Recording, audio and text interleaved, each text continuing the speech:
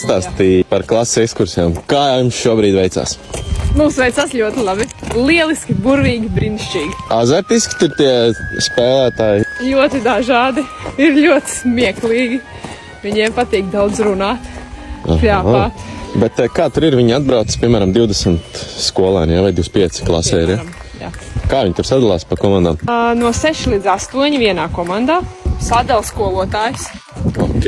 Skolotājs pat citreiz ir atbraukuši ar sarakstu. Viņiem sanāk ir tādi, sacensība, jā? Ļoti dažādi klases, ir pilnīgi dažādas. Tātad viens sacenšas savā starpā.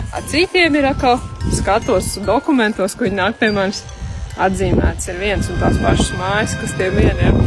Tas ir skaidrs, ka viņi vienkārši dalās. Špiko viens no otru.